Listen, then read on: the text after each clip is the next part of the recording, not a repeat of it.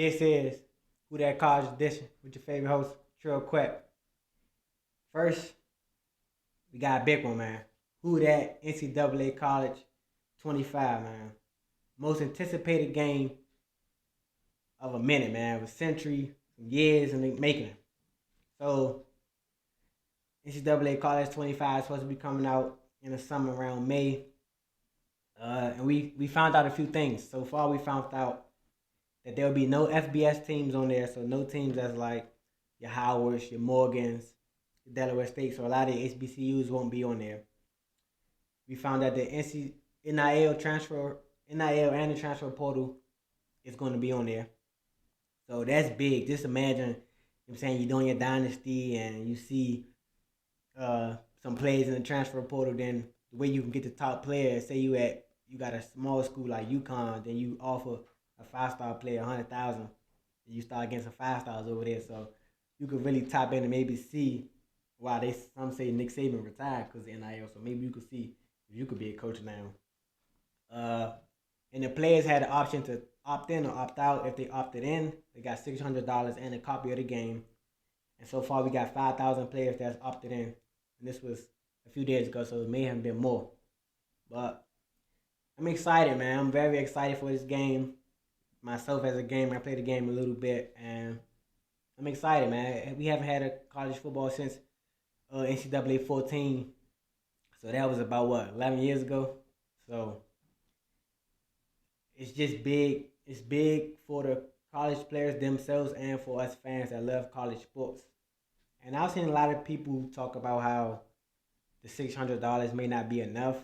They maybe should not take it. Maybe should opt out and ask for more money.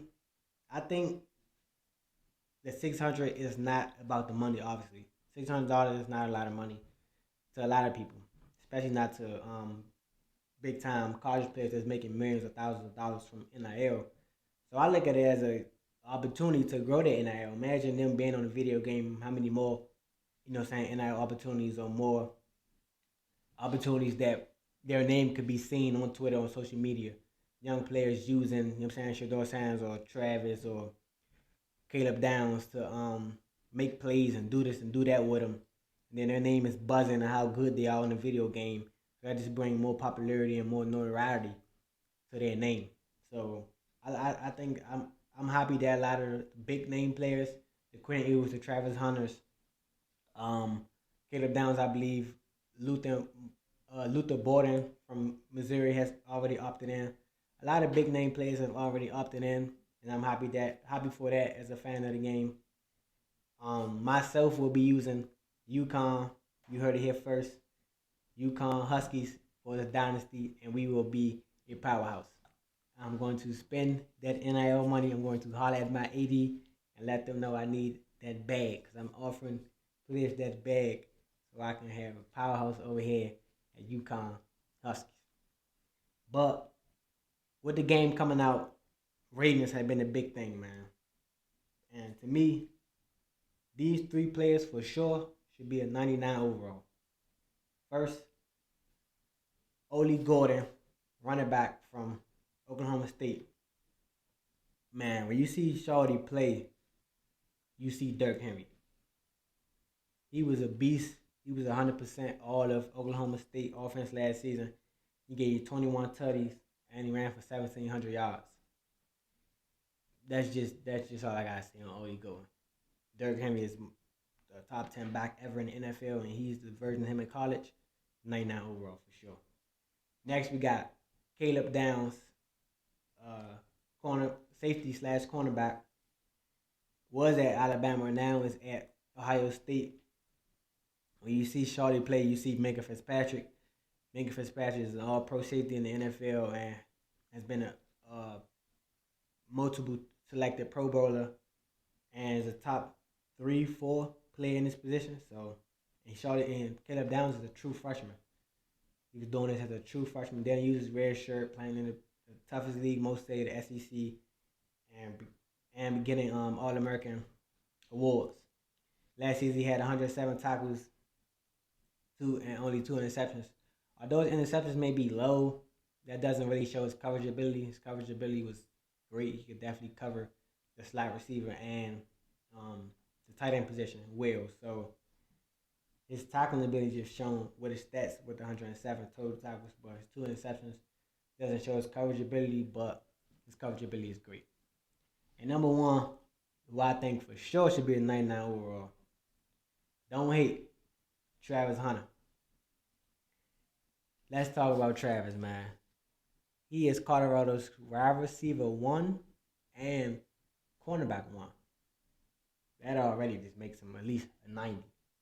He gets the other 9 from his playability, his talent. Last season, he had 3 interceptions while playing wide receiver and giving you 700 yards with 5 tutties. All of this is while missing 4 games. That's just factoring. Let's say he doesn't miss those 4 games. He get, let's say, like 90 yards a game. So that's put him at 1,000 receiving yards for the year or last year. And let's just say he get one more interception. That's 4 interceptions, 1,000 yards, and let's say 6 touchdowns. That is great at Division I ball. He's legit playing wide receiver 1 and and cornerback 1.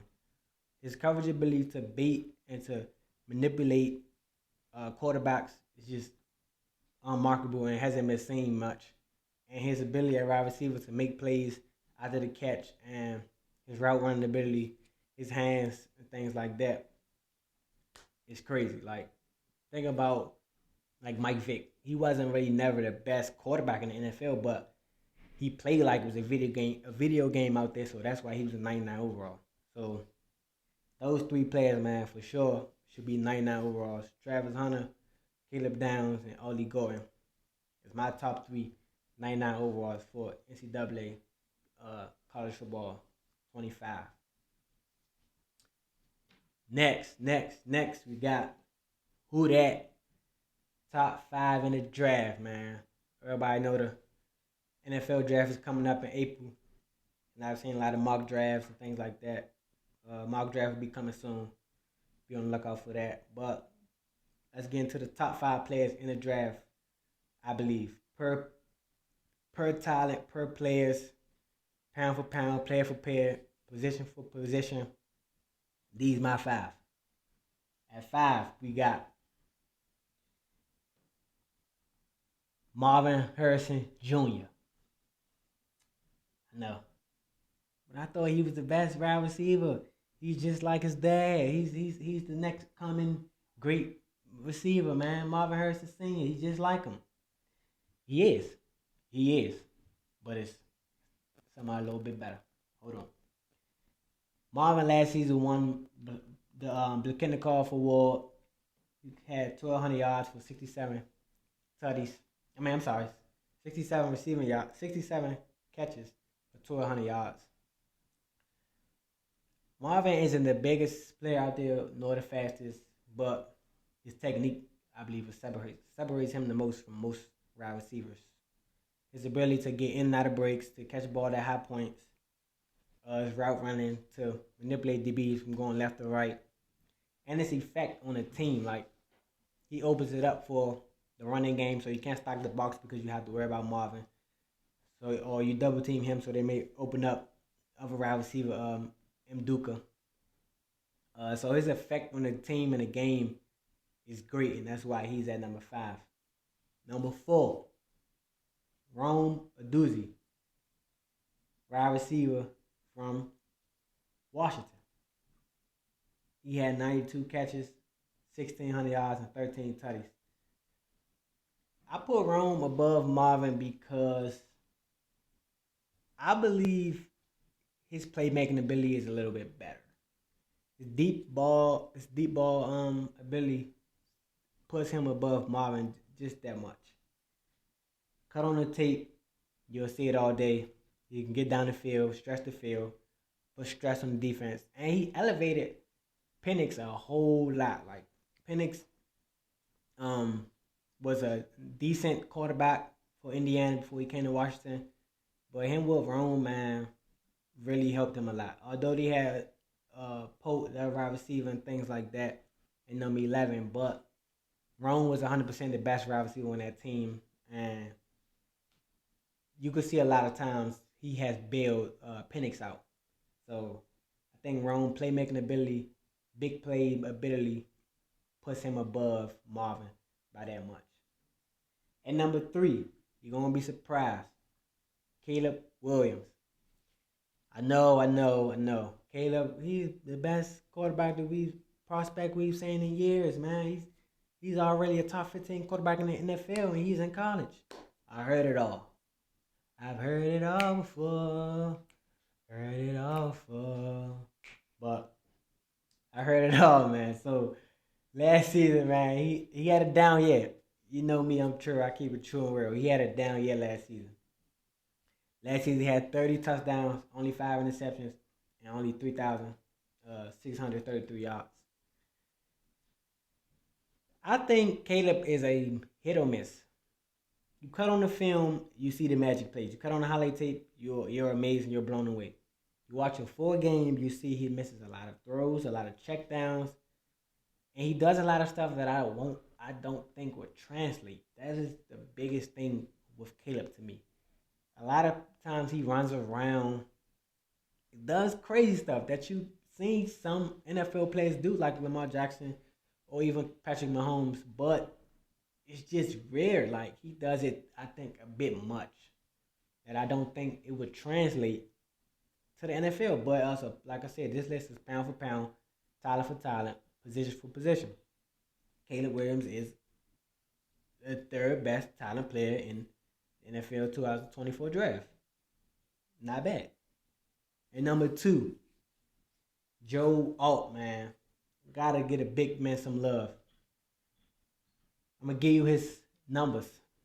6'8", 315, and he's only 20 years old. 6'8", 315, and he's only 20 years old, man. Joe Alt is Trent Williams in the making. Tyron Smith in the making. All your big, great Hall of Fame tackles in the making, man. He has great versatility. He can move well. I won't be surprised if he runs at least like a 5'1", 5'2" in the 40. So Joe Alt, and with the NFL being a pass heavy league, tackles are the most, at least the top five most important position.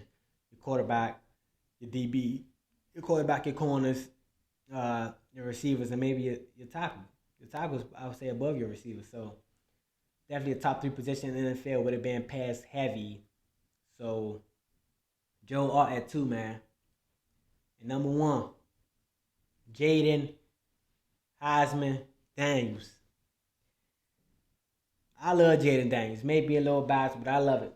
Like, when you cut on the film, you see Lamar Jackson. You see Lamar Action Jackson. And Lamar's already won 2 MVPs. And this year he led his team to the AFC Championship. And I think if he would have played the way he played, they may able to beat the Chiefs. But we ain't gonna get into all that. So, man, Jayden Daniels won the Heisman this season, like I said, 40 touchdowns, 4 interceptions, and 3,800 yards. And I keep hearing this knock on Jayden Daniels about him only having one great year. Please cut on not this season, not this past, but the last season film. Like he beat Alabama. He beat Alabama in LSU in late overtime game. Showed his poise against Bryce Young, number 1 overall pick. Let's talk about it. Like Jayden Daniels is not a one-hit wonder, and he was decent at Arizona State. Didn't have much help. He definitely helped, and was the reason Brandon Ayuk was a high draft pick and what he was, I believe, a 3rd-round pick. Jayden Daniels played a big role in his success. So you look at Malik Neighbors' success with Jayden Daniels. It wasn't that, you know what I'm saying, he helped him out a lot.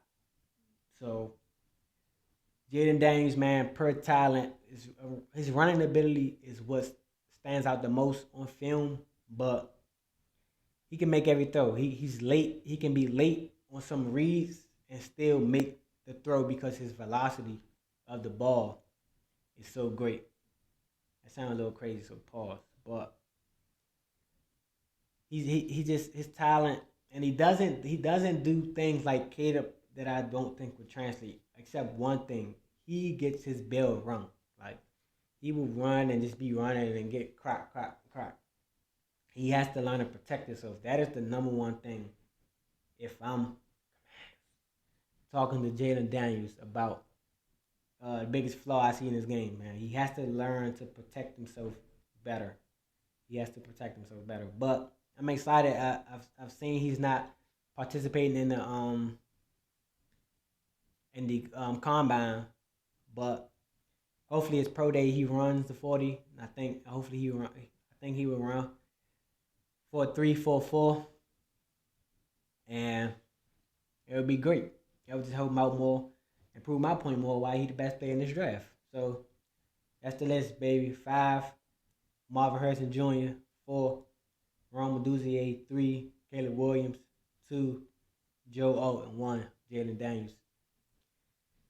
Next, we got who that Juju Watkins is a ball hog. I know. What, Trail? Juju had 50 the other day. She had 40. She got the most 30 points. She does. But a lot of you are showing that you're casuals. You're not watching these games. You're not watching them. You're not watching Juju shoot 10 for 30 to get 30 points. You're not watching that. You're not watching her shoot 6 for 32. You're not watching it 9 for 23, 8 for 27. I like players that don't pass the ball. My favorite player in basketball ever is Kobe Bryant. Rest in peace.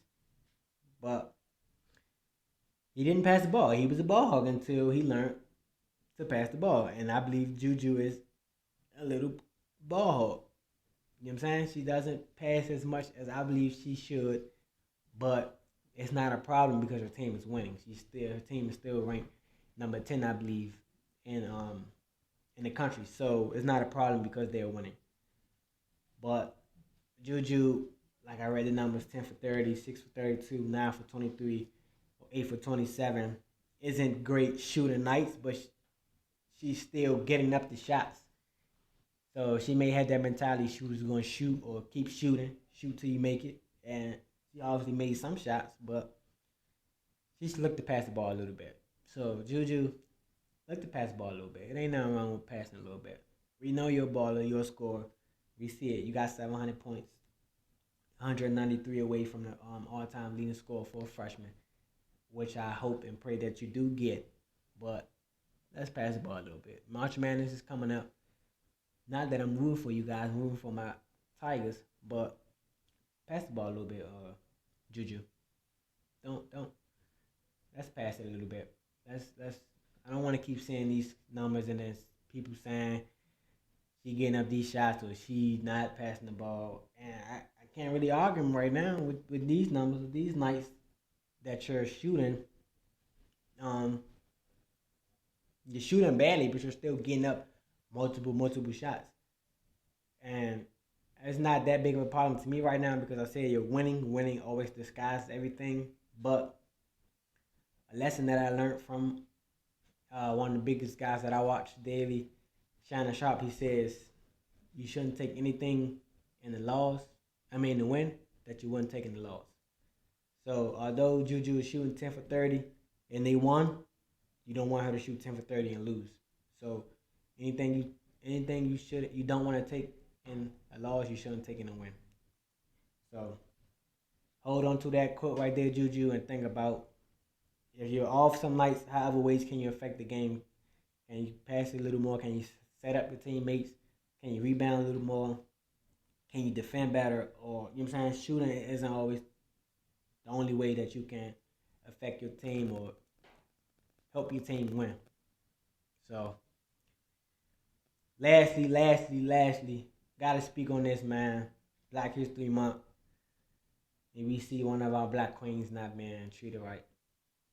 Who that? Angel Reese. Trademark denied. Earlier, last week, Angel Reese tried to trademark her brand, Bayou Barbie. She calls herself that. She's been calling herself that since she's been at LSU. That's what they call it with Louisiana, the Bayou, the Bayou. Um, she calls herself that. That's her brand. I never heard of that brand or that name before her. She's the only person I see promotes that and calls herself that. So why not trademark it, right? You always want to trademark your stuff so people won't profit off your name or your likeness or image. So she goes to do that and she's denied. The only thing I could say the reason for that is she's a black queen, being successful, making millions of dollars, doing the right thing. She's not on social media, you know what I'm saying, showing her body off or, you know what I'm saying, selling things illegal and inappropriate, but she's just playing basketball at a high level for a great program in LSU, winning games, and being unapologetically herself. And white America doesn't like it. I just be brutally honest, they don't like it. They don't like that these black queens, not just her, but you know what I'm saying, your Flajays, your Jujus, being great and on the court and making millions of dollars from just being themselves and not doing anything that's wrong in you know what I'm saying that public eyes. So you see Reese effect, man. There's a little girl on Twitter I seen. She had her pants leg rolled up, and the mom asks, "Why is your pants leg rolled up?" She says, "Because Angel Reese does it. I wanted to be like Angel Reese." And if you see Angel Reese play, she kind of rolls up one side of her shorts more than the other side. So you see the effect, man. Angel Reese effect on the world is just crazy. Like not, I want to say yesterday, Sunday's night game. She told a girl like, "Get your money up." Told her, "Get your money up, baby, not your funny up." And you just see her being her. Like there's nothing wrong with that. That's just basic trash talking. And like last year, she went viral for the "You Can't See Me." She did it, Caitlin Clark. Like people don't like that this black queen is out here doing these great things and she's not like doing nothing illegal or fraudulent sexually or nothing. She always posts with her clothes on, not tomboyish, but you know what I'm saying, respectful as if you can show your grandma all of her pictures. So white America doesn't like it. And guess what we got to say to them? Keep doing it, Reese. Keep doing it, Flajay. Keep doing it, Juju. Keep doing it, all my black queens. Like, keep being unapologetic yourself. Don't change, man. Keep being great and putting on for the next upcoming black queens that don't want to, you know what I'm saying, get the BBL or don't want to show off their bodies or don't want to become famous because they dated this guy or did that.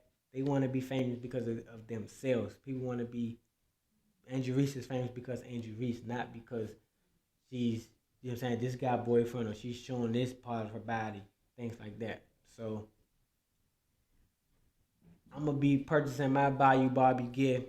So when March Madness come, y'all know who I'm with. My Tigers, LSU. We on top, back to back champs in the making. But that's all I have for y'all today, man. Y'all know what it is. I'm Trill. I keep it two things: true, real. Peace.